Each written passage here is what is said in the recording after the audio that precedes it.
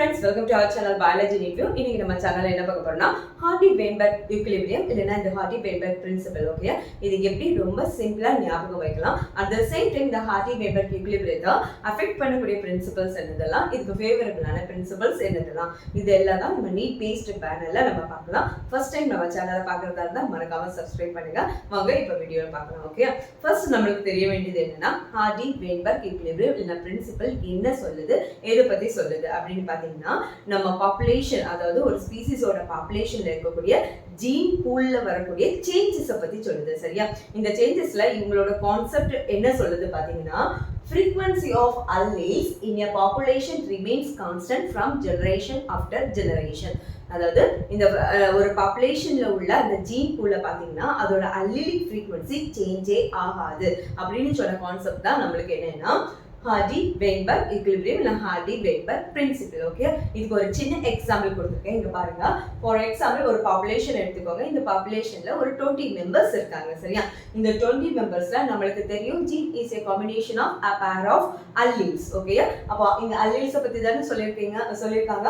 அப்ப P ய பாருங்க. P னா நம்ம வந்து என்ன, frequency of dominant allele நம்ம கன்சிடர் பண்ணிக்கலாம். Q எப்படி எடுக்கலாம்னா frequency of என்னது, recessive allele நம்ம என்ன செய்யலாம், எடுத்துக்கலாம். ஓகே, இப்போ பாருங்க, இந்த dominant allele இந்த 20 அந்த பாப்புலேஷன்ல எவ்வளவு பேர் இருக்காங்கன்னா, ஜஸ்ட் கன்சிடர் பண்ணலாம் 6/6 பேர் இருக்காங்க. அப்ப அது மொத்த பாப்புலேஷன்ல பாத்தீங்கன்னா 6/20 பார்க்கும்போது 0.3. இதே மாதிரி frequency of recessive allele. ஓகேயா, recessive allele பாத்தீங்கன்னா Q னு நம்ம எடுத்துக்கிறோம். இவங்க என்னன்னா, இந்த 20ல 6 போச்சுன்னா கண்டிப்பா 14 வந்து என்னது, recessive allele இருக்கணும். சோ 14/20 நமக்கு 0.7 கிடைக்குது. ஓகே, இந்த P யும் Q யும் ஆட் பண்ணோம்னா நமக்கு P + Q = 1. அதாவது நல்ல ஒரு இந்த क्वेश्चंस இப்ப இதுல Hardy-Weinberg equilibrium இருந்து நமக்கு क्वेश्चन வரும். If your population is in Hardy-Weinberg equilibrium அப்படினி ஒரு क्वेश्चन ஸ்டார்ட் பண்ணா அப்ப P + Q = 1. இந்த ஃபார்முலால நம்ம அப்ளை பண்ணி நம்ம அதை என்ன பண்ணலாம், சால்வ் பண்ணலாம். சரியா? So Hardy-Weinberg equilibrium P + Q = 1. இது அல்லீலிக். அப்போ ஜீனிக் ஃபார்முலால கொடுத்தோம்னா, ஜீன்ஸ் லெவல்ல நம்ம கொடுத்தோம்னா P + Q the whole square வரும். ஓகே, சோ இப்போ P + Q ல P² நமக்கு வந்து A + B the whole square, A² + 2AB + B². அதே தான் நம்ம இதுல அப்ளை பண்ணிருக்கோம். ஓகே, இப்போ பாருங்க, P² னா என்னன்னா ஹோமோசைகஸ் கண்டிஷன்ல இருக்கக்கூடிய dominant allele. Okay, frequency of homozygous dominant allele. இப்போ Q² எடுத்தீங்கன்னா frequency of என்னது, homozygous recessive conditionல இருக்கக்கூடிய alleles. ஓகேயா, இப்போ PQ னா heterozygous condition. சோ இத வந்து ஈஸியா நம்ம என்ன பண்ணலாம், கால்குலேட் பண்ணிடலாம்.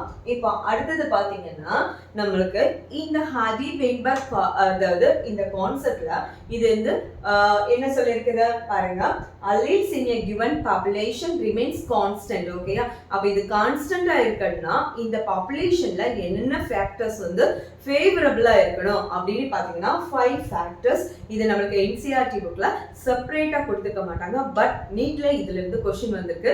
சோ இத அப்படியே நோட் பண்ணி வச்சுக்கோங்க சைடுல. சரியா? சோ இந்த பாப்புலேஷன் எப்படி இருக்கும்னா, லார்ஜ் சைஸ் பாப்புலேஷனா இருந்தா Hardy-Weinberg அந்த பிரின்சிபல் வந்து என்னது, ஓகே ஆகும். சரியா? இப்போ அடுத்து பாத்தீங்கன்னா மேட்டிங் என்ன கண்டிஷன்ல இருக்குன்னா, ரேண்டம் மேட்டிங்கா இருக்கணும். அட் தி சேம் டைம் இந்த பாப்புலேஷன்ல no mutation, no gene flow and no natural selection. இத்தனை ஃபேக்டர்ஸ் நம்மளுக்கு இல்லாம இருந்துனா அங்க என்ன நடக்காது, நம்மளுக்கு வந்து எந்த ஒரு ஒரு நியூ ஸ்பீசிஸ் டெவலப் ஆகாது. frequency of அந்த alleles அப்படியே என்னது, கான்ஸ்டன்ட்டா இருக்கும். ஓகே, பட் இதுதான் ஃபேவரபிள் கண்டிஷன். அப்போ இத அஃபெக்ட் பண்ணக்கூடிய கண்டிஷன் யாரு அப்படின்னு ஓகே பாத்தீங்கன்னா இதுலயும் ஒரு 5 ஃபேக்டர்ஸ் கொடுத்திருக்கு. சோ அதை எப்படி நீங்க ஞாபகம் வைக்கணும் அப்படின்னு பாத்தீங்கன்னா, மெமோ ரெட் கலர் தான் செலக்ட் பண்ணுவாங்க. ஓகே, நேம் ஞாபகம் வச்சுக்கோங்க. மெமோ ரெட் கலர் தான் செலக்ட் பண்ணுவாங்க.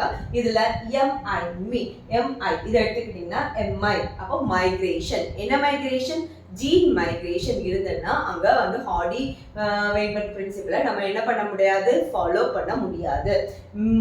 MU என்னது, மியூட்டேஷன். ஓகே, மியூட்டேஷன் இருந்தனாலும் அந்த கான்செப்ட் வந்து என்னதாகும், ஃபாலோ பண்ண முடியாது. தென் இதுல மிமோ ரெட் கலர் தான் செலக்ட் பண்ணுவாங்க. இந்த ரெட்ல RE மட்டும் எடுத்துக்கோங்க, ரீகாம்பினேஷன். Okay, gene recombination. இப்போ ரெட்ல D எடுத்துக்கோங்க, யாரு, drift, genetic drift. Then select என்ன select, natural selection. So இந்த affect அஃபெக்டிங் ஃபேக்டர்ஸை எப்படி ஞாபகம் வைக்கலாம்? சைடில் நோட் பண்ணி வச்சுக்கோங்க. மீமோ ரெட் கலர் தான் செலக்ட் பண்ணுவாங்க. MI migration, MU mutation, RU RA recombination, D for drift, select for natural selection. So நம்ம ரொம்ப சிம்பிளாக நம்ம இப்போ என்ன பண்ணலாம், ஹார்டி வெயின்பெர்க் ஈக்குலிபிரியத்தை சிம்பிளாக ஞாபகம் வச்சுட்டோம். ஸோ நம்மளுக்கு மட்டும் இல்லை, உங்கள் ஃப்ரெண்ட்ஸ்க்கும் இது யூஸ்ஃபுல்லாக இருந்ததுன்னு நினச்சிங்கன்னா கண்டிப்பாக ஷேர் பண்ணுங்கள். நாளைக்கு இதே மாதிரி இன்னொரு வீடியோவில் நம்ம வெயிட் பண்ணலாம். Until then, bye from Dr. D. Usha Arasu. Thank you.